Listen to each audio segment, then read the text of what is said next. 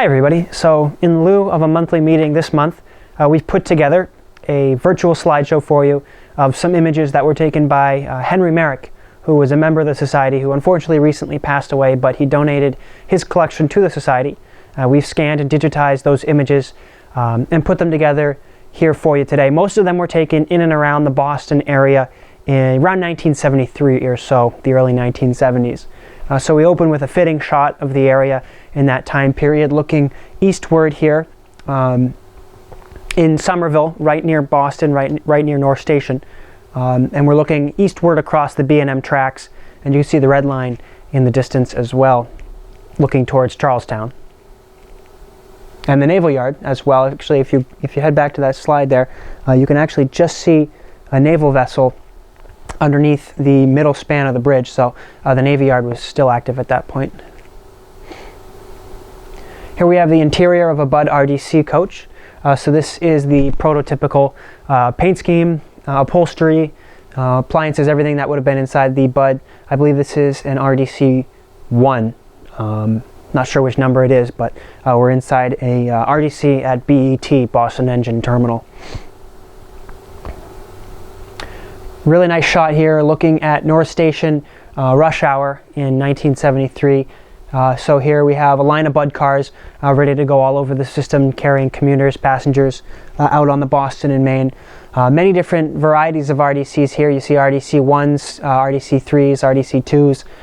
So you can clearly see the fleet that the Boston and Maine had assembled, the largest RDC fleet in the world, serving the greater Boston area in the 1970s, 1960s, and late 1950s, right on into the 80s, and of course some of those depowered Budd cars carried on through the 1990s in passenger service on the MBTA, so very synonymous with the Boston and Maine here. Another view looking down the platform here, one of the platforms at North Station. You can see the highway close overhead at this point in time, the old garden in the background.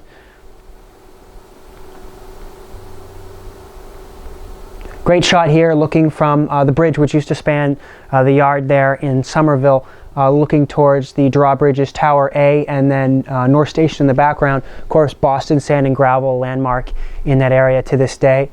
We've got a GP7, one of the 1570 series GP70s, 1572 up to 1577, had that distinctive look with the winterization hatch on the top rear of the engine. So a little bit different from the 1555 to 1571 series of GP7s. And then we've got an inbound set of RDCs heading towards North Station. You can also see some sand cars in the plant there. Most likely came out of Ossipee, the Ossipee pit. So some aggregate there for Boston Sand and Gravel. Very classic look here of this time period in this area of Boston, or Somerville rather, looking towards Boston. Really cool shot here at BET, right next to the turntable there at Boston Engine Terminal. 6100 actually on the turntable, so this was the class leader for the RDCs, RDC 1. Another shot here of an RDC at BET. You can see as well the distinctive smokestack in the background, which had B and M on it. Very recognizable for that time period. Got a couple sand towers there for the locomotives and RDC fleet here. Pretty clean, looking pretty clean, although these did get pretty dirty because they ran around a lot in passenger service. And at this point in time, the B&M would have been in bankruptcy, so washing rolling stock was not a super priority for them. We're back at North Station here, two RDC 1s getting ready to head out with commuter trains here in Boston. And here we are at Waltham, an outbound RDC 1 heading under the signal bridge there. You can see quite a lot of detail in this shot here. You've got to the right, the classic Boston and Maine phone box, which we're seeing all over the system. You might remember from our Ashland video, we actually saw a restored version up there at the depot in Ashland. So classic B&M piece of equipment. And then you see some of the yard tracks there, which were at Waltham, which are gone now. And just a great overview. You can see a crossing tender shack and some classic crank style crossing gates there in the up position as the RDC heads away from Boston. dwarf signal. So a lot to see here in this shot here, just on the outskirts of Boston. Another shot here back at BET in Somerville. You got an RDC on the turntable. A lot happening here. And a really nice shot, a 6105 at North Station. So 6105 is actually one of the RDCs that still exists today. It's actually up at the Winnipesaukee Scenic Railroad, owned by the P&L, the Plymouth and Lincoln. It's not powered, but it's a depowered coach, which you can go and ride. And I believe this is the lowest number that survives of the RDCs. So this would be the 6105 here, with some other trains. See the conductor opening or closing the trap on the RDC. Classic shot of the RDC service in Boston, and really nice to see a piece of equipment that you can actually still go and ride in today. Another shot looking down the platform. We've got a trainman and a conductor here on track 8, and track 9 looks like the train has already left. So here we have another outbound commuter run crossing the river here, one of the drawbridges just near Tower A, heading out from North Station. Of course, these drawbridges are scheduled to be removed fairly soon. One of the last remaining pieces of Boston and Maine history in that area, and also Tower A, the brick tower, which was just out of sight to the left here, is going to be coming down as well. It's already been replaced by a temporary steel structure, which is going to be the new tower. But the brick tower is going to come down. It's already starting to fall down anyway. So another shot here under the underpasses at North Station. We've got some more trains getting ready to head out, and an RDC 3 on the point on that train to the left there.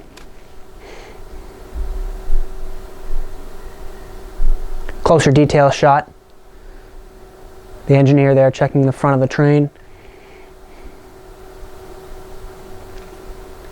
Another shot of the 6105 to the right. And you can see the differences in the paint too on some of these Bud cars. Whereas the Bud car in the middle there has the white end caps with the logos, which were the first scheme that the RDCs were painted in McGuinness.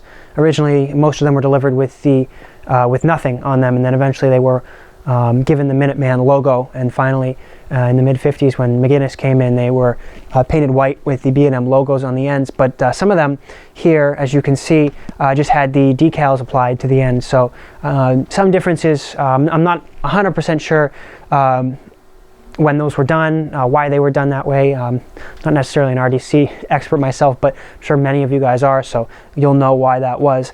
Also, you can see 6105 has, on the engineer side, a grate in front of the window, obviously to deter objects like rocks and bottles from breaking the glass on the engineer side, which actually was fairly common in suburban areas around the country, in urban areas as well. And then here we have a shot of 6133 in the engine facility at Boston Engine Terminal, along with 1177, which was an Alco S3, and to the left 1272, an Alco S4. In the background there is a maroon and gold GP7 on the turntable. 6134 at the engine facility here at Boston Engine Terminal. Sand towers in the background, and the telltales as well.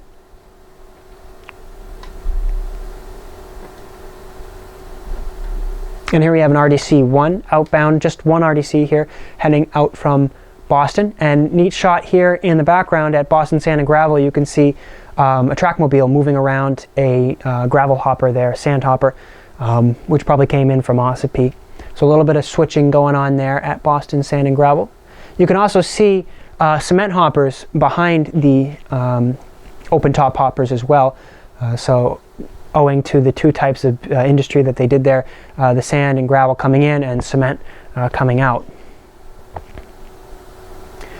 Really cool shot here of the station and the start of the tunnel in Salem, Massachusetts, an RDC coming in from Boston. And another shot going away, heading into the tunnel there under Salem. This tunnel actually was prone to flooding, and it happened quite a few times. Back in Boston at North Station, 6117 departing, smoking it up, and then RDC3 on the left there. You can see the RDC3s originally had the mail section, so different design there. And another shot here at North Station, track 8 and 9, 6149. 6301 to the left, that's the RDC3, and to the right, that's the 6105. Another shot, different angle here.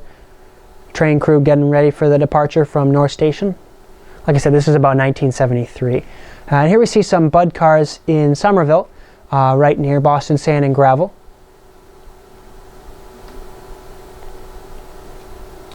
And a neat shot here at Boston Engine Terminal. You can see some of the RDCs laying over in the terminal, and the turntable here has actually been removed at this point in time because there was a situation where an individual boarded a train that was waiting at North Station and actually operated it into Boston Engine Terminal, into the turntable pit, and destroyed the turntable that was there. It was kind of a messy situation. We actually do have some photos of that somewhere. But that was a situation that resulted in the turntable being removed and eventually replaced. And this Boston Engine Terminal, the classic Boston Engine Terminal that resonates with a lot of Boston and Maine fans, came down in 1995 and was replaced by the current MBTA facility, which is still referred to fondly by many as Boston Engine Terminal, even though officially it has a different name. Another shot of all the RDCs laying over. You can see the B&M smokestack there. Like we said earlier, the Boston and Maine had the largest fleet of RDCs in the world. It was part of their modernization efforts under the McGuinness administration to kind of modernize the railroad away from traditional locomotive train sets. And then you see at the right there are some Boston and Maine steel cabooses for freight service as well. Shot from the bridge, looking at 6155 on the rear. Actually, that's a solo Bud car heading into Boston. Another shot at the engine facility in the racks there in Boston Engine Terminal. Nice profile shot of 3 RDCs lined up.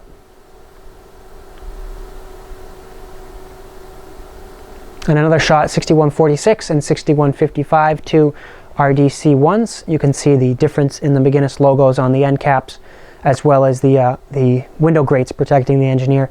And the yellow sign that you can just barely see there to the left says, "Caution, will not clear man on side of car." So that's warning employees that might be riding the side of a piece of equipment that there's a clearance issue that might harm them coming up. You would see those on industry sidings, in engine terminals. That was a standard design of a caution close clearance sign for the Boston and Maine. Really neat shot, some snow still on the ground. These were taken in March 1973, but you can see some Bud cars waiting for service.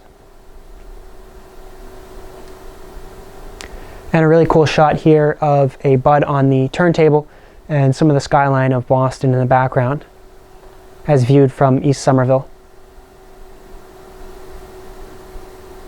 Different angle of an earlier shot, 6202 and RDC2, 6204 another RDC2, and then that looks like 6134, so an RDC1. 6212 was an interesting Bud car. This was an RDC2, and this was actually the only Bud car that was outfitted with a kitchenette, so this was the favored Bud car used on inspection trips by railroad officials. So you would see this Bud car running alone on a lot of the branch lines on the Boston and Maine in the early 1970s when they were doing branch line evaluations, which were hosted by the Boston and Maine, but usually featured railroad officials and state utility commission officials. So we have photos of this Bud car running on the Hillsborough branch, the Portsmouth branch, up on the Watertown branch, Greenville branch, even the Central Mass branch. So this was kind of the preferred method of travel for those railroad officials. And here we see, this was the Lincoln Lightning Bolt. This was a excursion in fall 1973 to Lincoln, New Hampshire, solid train of bud cars hosted by the Railroad Enthusiasts Club, which would charter the Boston and Maine to run special trips all over the system and all over New England as well, over other railroads. But this specific one ran up to Lincoln, New Hampshire. So here they are in the yard at Lincoln. At that point in time, the Franconia Paper Company was still going strong. And so they were still doing a lot of freight business by the Boston and Maine.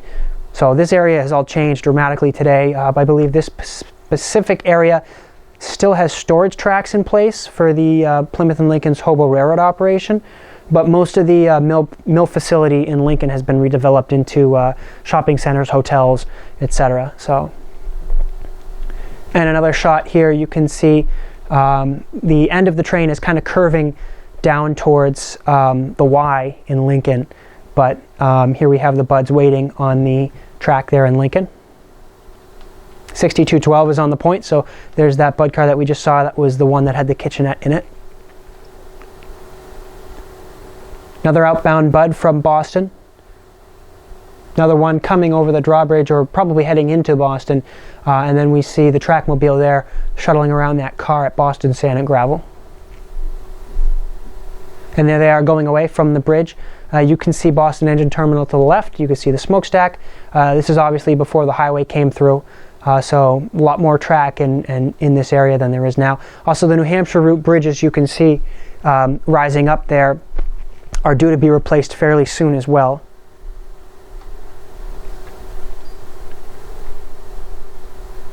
And 6254 coming over the river there in Boston over one of the drawbridges.